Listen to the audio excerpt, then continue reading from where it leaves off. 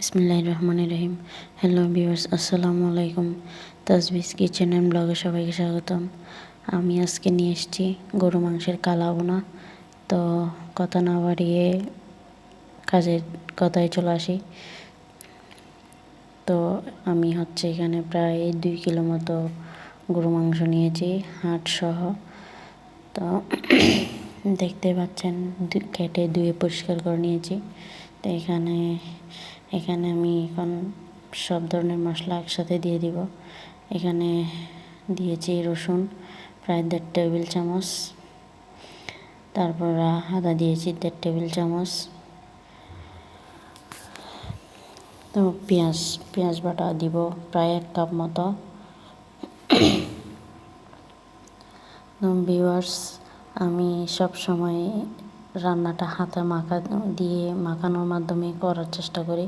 আমার এরকমই ভালো লাগে। আমার মনে হয় এইভাবে রান্না করলে আমার রান্নাটার টেস্ট আসে।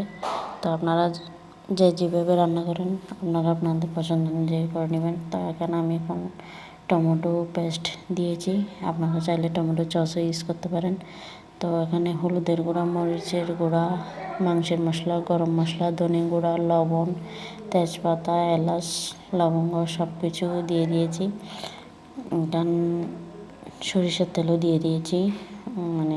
এটা ভিডিওটা আমি অন রাখতে পারিনি, কারণ এক হাতে আমি ভিডিও করি, অন্য হাতে কাজ করি। তো 2 হাতে আমার কাজ করা সম্ভব ছিল না, তাই আমি স্কিপ রেখে সব ধরনের মশলা দিয়ে দিয়েছি। তো এখন আমি সব কিছু একসাথে ভালোভাবে মাখিয়ে নিব।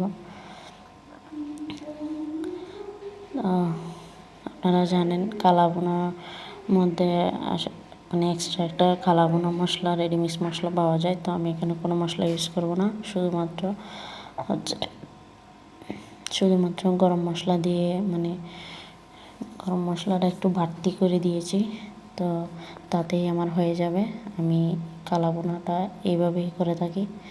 তো অনেকেই রেডিমিক্স মশলা ইউজ করেন। তো আপনারা চাইলে আপনাদের পছন্দ অনুযায়ী করতে পারেন, সমস্যা নেই। তো আমি যেটা খুব সহজেই করে থাকি সেটাই আপনাদের জন্য আপনাদের সাথে শেয়ার করার চেষ্টা করি।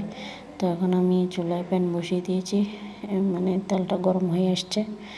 কয়েকটা পেঁয়াজের টুকরো দিয়ে দিলাম, দেখলাম তেলটা কী পরিমাণ গরম হয়েছে। তো এখন মাখিয়ে রাখা মাংসটা দিয়ে দিব। তো ভিউয়ার্স, আপনাদের সবার কাছে একটা রিকোয়েস্ট, আপনাদের কাছে যদি আমার এই ভিডিওগুলো একদম নর্মাল সাধারণ রেসিপিগুলো আপনাদের কাছে ভালো লাগে, তাহলে অবশ্যই আমার চ্যানেলটা সাবস্ক্রাইব করবেন, লাইক কমেন্ট শেয়ার করে দিবেন, পাশে থাকবেন অবশ্যই। পুরো ভিডিওটা দেখার চেষ্টা করবেন। তো আসলে একটা মূল লক্ষ্যে পৌঁছানোর জন্য সবারই সহযোগিতা প্রয়োজন। তো আমি চাইব আপনারা যদি আমাকে সাপোর্ট করেন, আমি অবশ্যই আপনাদের সাপোর্ট করব ব্যাক টু ব্যাক। তো এখানে কোনো মিস হবে না। অবশ্যই আপনারা চ্যানেল সাবস্ক্রাইব করে জানিয়ে দিবেন, আমি আপনাদের চ্যানেলটা সাবস্ক্রাইব করে আপনাদেরকে সাপোর্ট করে যাব। তো আমি একটুও পানি অ্যাড করিনি। তো তেলের মধ্যে এখন একটু নেড়ে ছেড়ে দিব।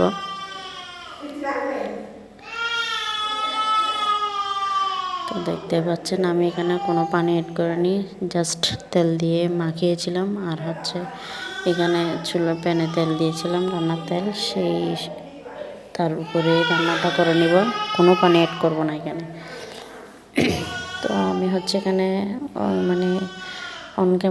অফ ক্যামেরা একটা আলু দিয়েছি বাচ্চার জন্য, যেহেতু আমার বাচ্চার জন্য আমি সব কিছুতে আলুটা দিয়ে থাকি। তো এটার জন্য আপনারা কি মনে করেন আমি জানি না, আপনারা চাইলে এটা স্কিপও করতে পারেন, কোনো অসুবিধা নেই। তো দেখেন আমার মাংসের কালারটা কি সুন্দর এসছে। তো এখন আমি ঢাকা দিয়ে মিডিয়াম আঁচে রান্না করে নিব মাংসটা। দেখেন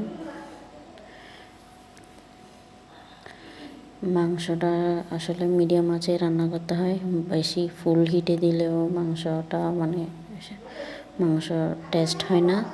আর একদম লো হিটে রান্না করলেও রান্না হতে দেরি হয়, আর কি। তো মিডিয়াম আঁচে রান্না করব। তো দেখেন আমার রান্নাটা প্রায় হয়ে এসছে। দেখেন কি সুন্দর কালার এসছে মাংসের। আমি এখানে কোনো পানি অ্যাড করিনি। তো দেখতে পাচ্ছেন সম্পূর্ণটা তেলের উপর। তো ভিডিওটা ভালো লাগলে সাবস্ক্রাইব করে পাশে